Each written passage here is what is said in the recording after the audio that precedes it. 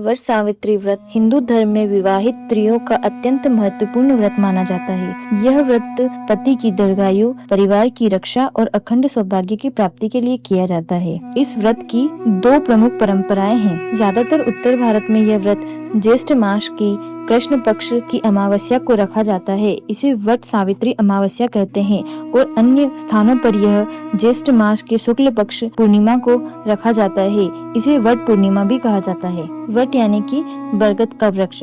बरगद को हिंदी में दीर्घायु, स्थिरता और त्रिदेव का प्रतीक माना जाता है। माना गया है कि जड़ में ब्रह्मा, तने में विष्णु और शाखाओं में शिव का निवास होता है। वट सावित्री व्रत का उल्लेख मुख्य रूप से महाभारत के वन पर्व में मिलता है। इसके अलावा स्कंद पुराण, भविष्य पुराण, निर्णय सिंधु, धर्म सिंधु आदि ग्रंथों में इस व्रत की विधियां मिलती है। इस व्रत को करने के लिए प्रातः काल ब्रह्म मुहूर्त में सूर्योदय से पहले उठ जाना चाहिए। स्नान करके स्वच्छ और नए वस्त्र पहनना चाहिए। विवाहित स्त्रियों को संपूर्ण श्रृंगार करना चाहिए। फिर पूजा स्थान पर बैठकर जल हाथ में लेकर संकल्प करना चाहिए। संकल्प इस प्रकार होता है: मैं अपने पति की आयु, स्वास्थ्य और परिवार की मंगल कामना हेतु वट सावित्री व्रत कर रही हूँ। इस व्रत में पूजन सामग्री की बात करें तो इसमें जल, रोली, कुमकुम, हल्दी, अक्षत, फूल, धूप, दीप, मूली, फल, भीगा चना, मिठाई, पंखा, सुहाग की सामग्री, कच्चा सूत, बरगद का वृक्ष आदि की आवश्यकता होती है। पूजा की विधि इस प्रकार रहती है